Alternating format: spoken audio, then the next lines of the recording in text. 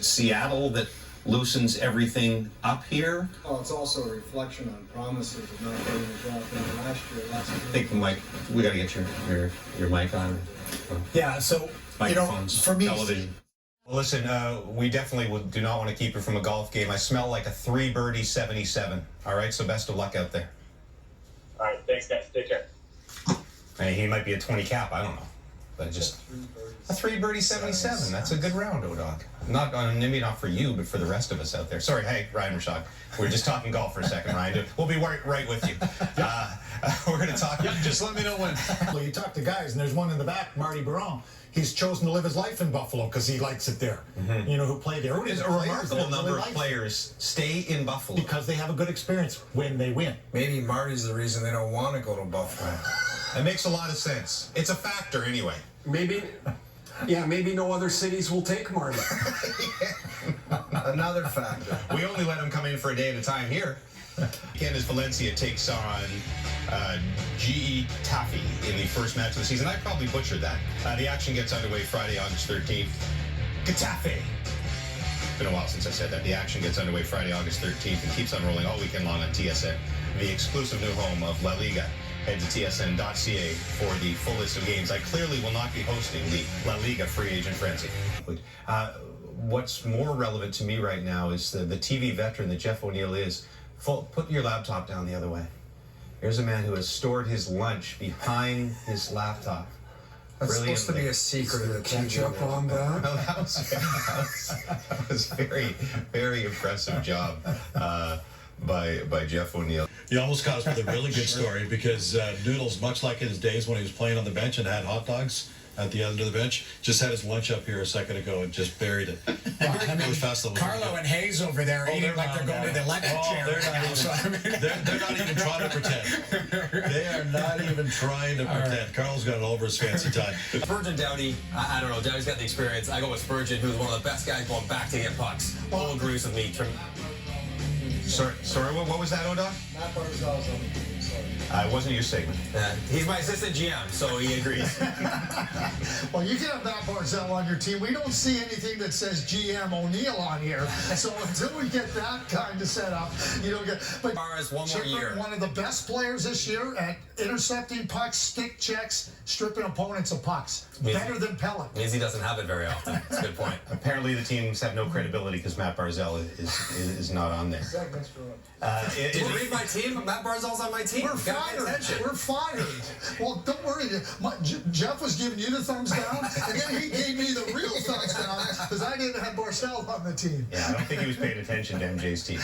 There's a lot of moving parts to this, but I'm surprised that Dano was able to get 5.5. I think he's a really good player. I think that number's high for me. I'm not paying him anywhere close to that. I don't know the term, the number. He went through a stretch. I think he was looking for his first goal of the season already. He had like 18 30 games in. Yeah, 30 games in. And for what Pooley mentioned, a checking third-line center, I'm not just allocating that kind of money for that. Someone that's responsible defensively that can win some face-offs. I love the guy. I'm happy for him. I think he's got character, all the intangibles, all the stuff you want in your organization. But for what he brings to the table, I am just not going that term in that kind of dollar amount. Mike Johnson does a lot of Montreal games for us. What do you think of the loss? It's going to be significant for Montreal, but just this notion that he's not a top 6 centerman. He is. I ran some numbers. Last 3 years, albeit last year was a bad year for him. In the last 3 years, 5-on-5 points per minute amongst centermen in the entire NHL. He was 19th. 19th. That's well inside the 62 top 6 centermen in the league. So, yes, he's not going to help in the power play, but you give what he does defensively with that 5-on-5 production, shots, chances, goals, expected goals, all almost at 60%. He's a beast 5-on-5 who had a bad offensive year. I think the contract is just fine, and they will miss him greatly in Montreal. And I'm going to agree. I think the contract's just fine, too, because we want to put the onus on the contract for what he contributes on the score sheet. How about what he takes away from the other teams? Craig, you just brought up a really good point, Craig, that what he takes away too, if I can just jump quickly. Jacques Lemaire used to say Wes Walz was a 50-goal scorer, score 15 and take 35 away. That's probably the best way to look at Phil Danault. Brilliant. And when you see, now Cale Makar's different because he's younger and he's an RFA. When you see Seth Jones get that contract, Dougie Hamilton has to say, I'm as good or have been as good or better than him the last couple of years, and he has been, which makes it $9 million. Why I think it takes so much time, though, is because the best contract was probably not coming from the best hockey situation, where New Jersey's not really a contender yet. New Jersey maybe not a marquee franchise just yet. And so he's trying to balance out those kind of life and off the ice and quality of hockey with the quality of contract, trying to find the right fit.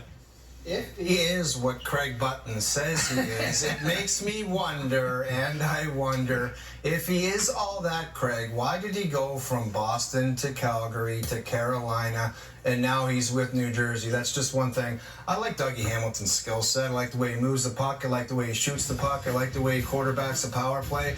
But as being kind of like, and Victor Hedman's like a tough deal because he's the best in the business, but just that competitive fire. And if they're looking for a guy to quarterback and really take charge and teach the young guys in New Jersey about competitiveness and winning, I'm not sure he's that guy. But he's talented as heck. I mean, he can do it all. Pass the puck, toe drag, shoot it from the point, do it all. But all that other stuff, if that's your guy, I don't know about that. Your reaction, Emily, to Montreal's reaction to the reaction of the selection. Thanks, guys. Yes, I'm here to bring the American flavor, FLAVOR, here in America. And happens, Kevin Hayes is another guy I wouldn't be surprised to be on there. Thank you, Emily Kaplan and the Team USA. Jeff, do you have any problems with Emily's team? That's an awesome team. I'm just saying, that's a well put together team right there.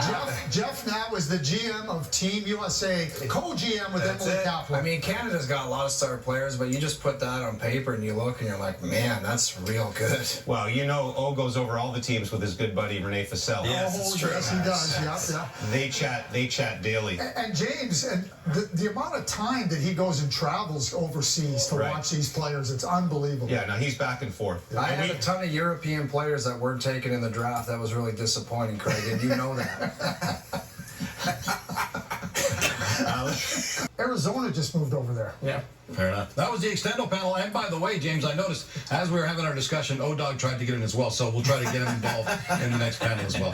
O-Dog is somehow more involved in the segments he's not in than the actual segments he's supposed to be in.